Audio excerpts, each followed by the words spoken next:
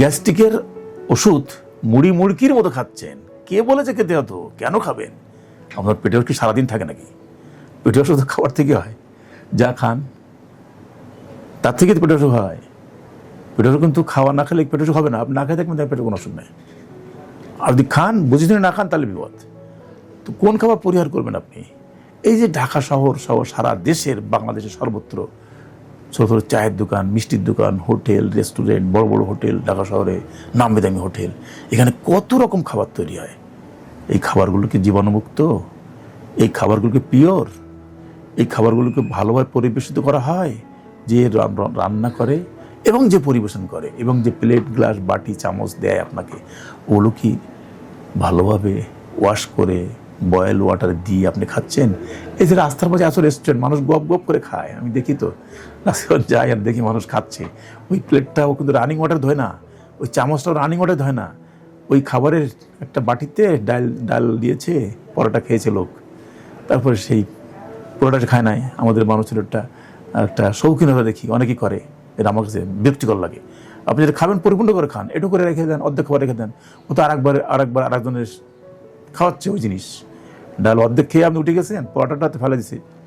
ওই যে বাটিতে ডাল আছে আধা, আপনি খেয়ে রেখে গেছেন, ওটা আবার আর একটু গরম ওখানে ভিতরে নিয়ে আর এক চামচের মধ্যে ডাল দিয়ে ওটাই আপনাকে পরিবেশন করছে। ওই খাবারটা, একটু খাবারটা দিচ্ছে। আপনি খেয়াল করছেন কোনো দিন? আমি দেখেছি বড় ছোটো রেস্টুরেন্টে, এই ধানমন্ডি লেকের পরে যাবেন, দেখবেন ওগুলো করে। এক সচিবকে নিয়ে একদিন সকালবেলা একজনকে আমি ধরেছিলাম। ধরলে কী হবে? সরকার তো নির্লিপ্ত, সরকারের তো কোনো বোধাবোধ নাই। যেখানে মানুষগুলো হোটেল চালাচ্ছে, এদের স্যানিটেশন, এদের পিউরিফিকেশান, এদের স্যানিটারি পদ্ধতি, এদের ক্লিনিং পদ্ধতি আপডেট কিনা, এদের রানিং ওয়াটার আছে কিনা। একটা গামলার মধ্যে, ড্রামের মধ্যে পানি রাখছে আর সমস্ত প্লেটগুলো ওখানেই এনে ফেলছে। ওখান থেকে আবার একটুখানি খুলুগুলোকে ধুয়ে ওটা ময়লা গামছা আছে, দেখেন কোমরে ঝুলানো থাকে গামছা, ওই গামছা একদম কালো কিটকিট হয়ে গেছে ময়লার মধ্যে, ওরা দিয়ে মুছে ওর মধ্যে আবার পরাটার ডাল দিচ্ছে আর ডিম দিচ্ছে, খাচ্ছেন আপনি।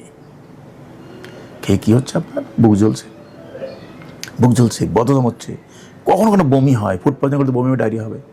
হয়তো ফুড পয়জনিং হয়নি আপনার, কিন্তু আপনার অস্বস্তি বেড়েছে, বুক জ্বলছে। বুক জ্বলার কারণ তো একটাই। বুক কেন জ্বলে জানেন? আপনার পেটে খিদে নাই। সকালে পেট ভরে খেয়েছেন, দুপুরের টাইম এসে গেছে, খিদে লাগেনি। খিদের অনুভূতি আমরা সবাই বুঝি। খিদে লাগলে পেটে যখন পাকন খাবার শূন্য হয়ে যায়, তখন খিদের অনুভূতি তৈরি হয়, তখন আমরা খেতে বসি। কিন্তু আপনি খান, আপনার খিদের অনুভূতি তৈরি হয়নি, আপনি খেতে বসছেন।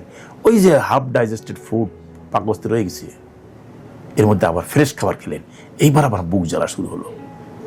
এই বুক জ্বালা আপনার শুরু হলো, আর আপনি ওষুধ দোকানে গেলে কী করলো? একটা অমিপ্রাজল দিল, একটা ডমপেডন দিল, খেলেন।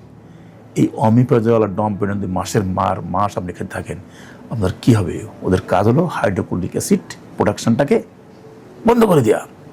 আপনার হাইড্রোক্লোরিক অ্যাসিড একটা গুরুত্বপূর্ণ অ্যাসিড, পাকস্থলীতে থাকে শুধুমাত্র, সে আপনার খাবারের পরিপাকে সহায়তা করে।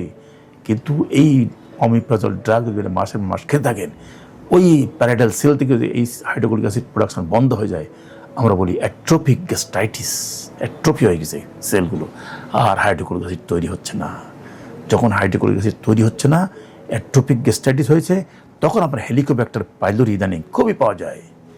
ওদের সংখ্যা, ওদের বংশ বৃদ্ধি ঘটতে থাকে, আর ওটা তখন ইরোশন, গ্যাস্ট্রাইটিস, আলসার, ক্যান্সার পর্যন্ত করে। তাহলে আপনি কি বুঝলেন? আপনি নিয়মিতভাবে গ্যাস্ট্রিক বড়ি খাবেন না, খাবেন ওই দিন যেদিন আমার পেটে খারাপ হয়। বুঝতে পারবেন যে আমার পেটে খারাপ হচ্ছে, একটা বড়ি খান, সারাদিন খাওয়ার দরকার নেই। যদি দেখেন সন্ধ্যা পর্যন্ত বুক জ্বালা আছে, পেটটা বদহজম আছে, পেটটা ফাঁপা আছে, সারাদিন খায়েন না, পানি খেয়ে থাকেন। পাকস্থলী খালি হয়ে গেলে খেতে লাগবেই। পাকস্থলী খালি করতে একটু সময় দেন। পাকস্থলী খালি না হওয়া পর্যন্ত খাবেনই না মোটে, যত শরীর খাবার আর যত অনুরোধ আসুক, খাবার বন্ধ রাখেন। পানি খেতে খেতে পাকস্থলী একদম শূন্য হয়ে যাবে, খাবার শূন্য হবে, খাবারের অনুভূতি তৈরি হবে, খিদে লাগবে, তখন একটু খান।